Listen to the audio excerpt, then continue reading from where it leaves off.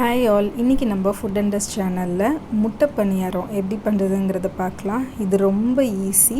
வீட்டில் இருக்க இன்க்ரீடியன்ட்ஸ் வச்சே நீங்கள் பண்ணலாம். இதுக்கு வெஜிடபிள்ஸ்லாம் தேவை அப்படிங்கிறது அவசியமே இல்லை. ஸோ இதுக்கு நம்ம என்னென்ன இன்க்ரீடியன்ட்ஸ் ஆட் பண்ண போகிறோங்கிறத பார்க்கலாம். 4 முட்டைக்கு 6 டேபிள் ஸ்பூன் துவரம் பருப்பு, 6 டேபிள் ஸ்பூன் பச்சரிசி, இதை 1 மணி நேரம் ஊற வச்சு தண்ணியை வடிகட்டிட்டு மிக்சியில் போட்டுக்கோங்க. இதுக்கு 1 டீஸ்பூன் சோம்பும் 2 காஞ்ச மிளகாய் போட்டு 2 ஸ்பூன் தண்ணி ஊற்றி பேஸ்ட்டாக அரைச்சிக்கோங்க.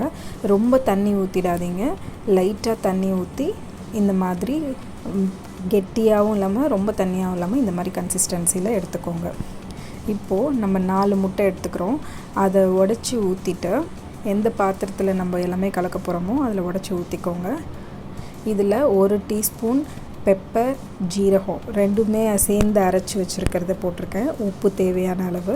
இதை நல்லா கலக்கிக்கோங்க. இப்போ இந்த விஸ்க் இல்லைன்னா நீங்கள் வச்சுருக்க ஃபோக்லேயே நல்லா நீங்கள் எவ்வளோக்கு எவ்வளோ பீட் பண்ணுறீங்களோ அவ்வளோ ஸ்பாஞ்சியாக வரும். ஸோ நல்லா பீட் பண்ணிவிட்டு நம்ம அரைச்ச மாவை இதோட கலந்து விட்டுடுங்க. இதை நல்லா மிக்ஸ் ஆகிற அளவுக்கு பீட் பண்ணிக்கோங்க. ஸோ இப்போது நம்ம வெங்காயம், பச்சை மிளகாவை சாட்டே பண்ண போகிறோம். அதுக்கு தேவையான அளவு எண்ணெய் 1 டீஸ்பூன் ஊற்றிக்கோங்க.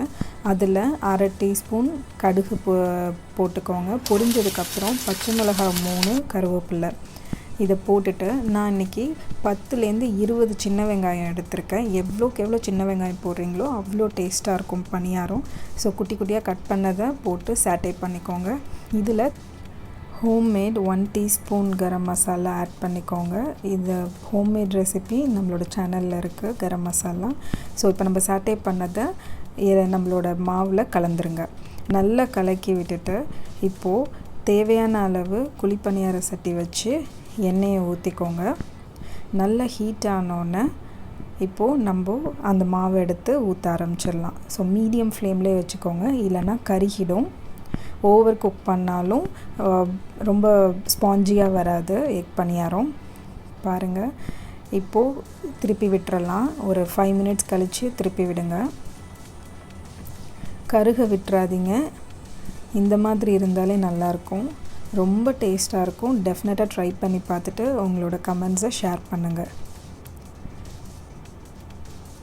எம்மியான எக் பணியாரம் ரெடி ஆயிடுச்சு.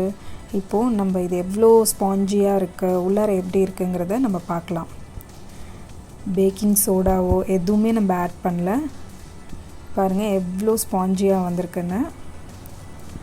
இது கூட மோமோஸ் சாஸோ இல்லை ரெட் சட்னி, தக்காளி சட்னி வச்சோ சர்வ் பண்ணலாம்.